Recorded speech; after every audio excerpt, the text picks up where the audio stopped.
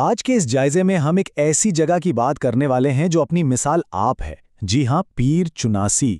یہ صرف کوئی عام سی خوبصورت پہاڑی نہیں ہے، بلکہ اسے ہم دو بالکل مختلف دنیاؤں کا سنگم کہہ سکتے ہیں۔ یہاں ایک ہی وقت میں دو ایسے تجربات ملتے ہیں جو ایک دوسرے سے بالکل الگ ہیں۔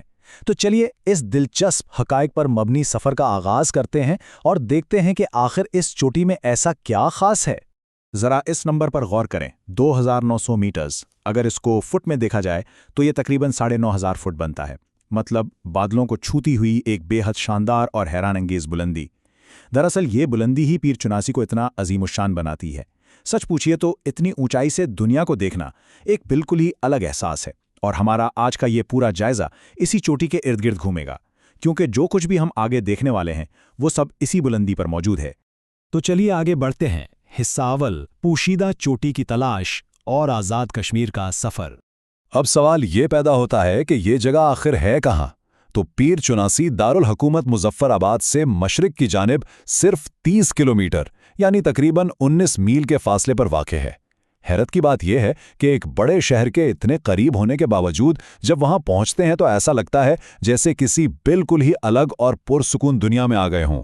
یہ جگہ مظفر آباد کے حسین قدرتی مناظر کے بیچ ایک چھپے ہوئے موتی کی طرح ہے۔ اور انتظامی حوالے سے بات کی جائے تو جیسا کہ یہاں واضح ہے، یہ حسین خطہ پاکستان کے زیر انتظام آزاد کشمیر کا حصہ ہے۔ یہی وہ علاقہ ہے جس کی حدود میں یہ بلند والا چوٹی واقع ہے۔ تو اس مقامی اور جغرافیائی حقیقت کو سمجھنے کے بعد اب ہم اپنا رخ اس پہاڑ کی بالکل چوٹی کی طرف کرتے ہیں، کیونکہ وہاں کچھ انتہائی اہم راز چھپے ہیں۔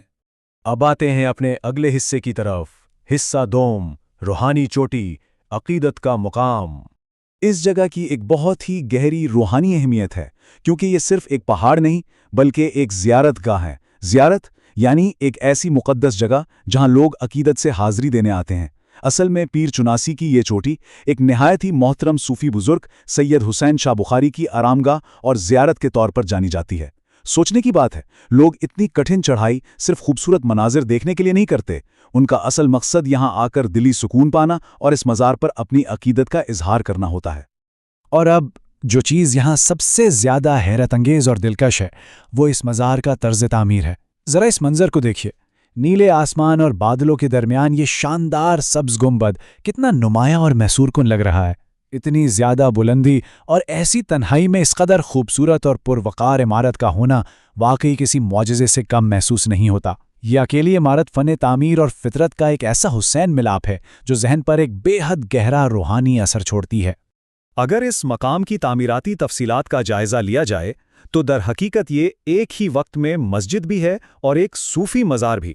اس عمارت میں صرف ایک ہی گنبد ہے، جو اسلامی فن تعمیر کی ایک بہت ہی واضح اور شاندار نشانی ہے۔ اپنی اسی سادگی اور روحانی کشش کی وجہ سے ہی یہ جگہ اسلامی عقیدت کا ایک بہت اہم مرکز مانی جاتی ہے۔ چلیے اب رخ بدلتے ہیں اپنے تیسرے حصے کی طرف۔ حصہ سوم، سیاحت اور سنسنی خیز مہم جوئی، ایک زبردست تضاد۔ اور یہ معلومات نہایت خوبصورتی سے اس مقام کے عجیب و غریب تضاد کو واضح کرتی ہے۔ ایک طرف تو بالکل خاموش اور پرسکون روحانی زیارت گاہ ہے جہاں روحانی سکون تلاش کیا جاتا ہے، اور ٹھیک اس کے برعکس دوسری طرف یہاں ہوا میں اڑنے کا سنسنی خیز تجربہ یعنی پیرا گلائیڈنگ اور برفیلے راستوں پر دوڑتی طاقتور گاڑیوں کی سنو کراس جیپ ریلیاں ہوتی ہیں۔ مطلب ایک ہی چوٹی ہے لیکن اس کے دو بالکل ہی مختلف بلکہ متضاد مقاصد ہیں۔ انسانی دلچسپیوں کا ایسا حیرت انگیز امتزاج دنیا میں بہت کم ہی دیکھنے کو ملتا ہے۔ تو آخر اتنی بڑی تعداد میں سیاح یہاں کیوں کھنچے چلے آتے ہیں؟ وجہ بہت صاف ہے۔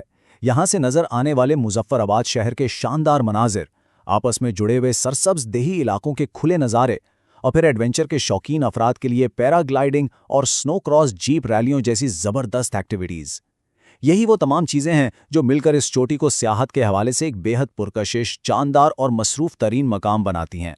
اس ساری معلومات اور سفر کو دیکھنے کے بعد ایک اہم سوال ضرور ذہن میں آتا ہے۔ جہاں ایک طرف اتنا گہرا روحانی سکون ہو اور دوسری طرف انتہا درجے کی سنسنی خیز مہم جوئی، تو کیا یہی انوکھا تضاد پیر چناسی کو آزاد کشمیر کی سب سے دلکش اور ناقابل فراموش چوٹی نہیں بناتا؟ اس مقام کی یہی وہ دوہری نوعیت ہے جو اسے باقی تمام جگہوں سے الگ اور ممتاز کرتی ہے۔ قدرت کے اس عظیم شاہکار اور اس کے ان انوکھے پہلوؤں پر ضرور غور کیجیے گا۔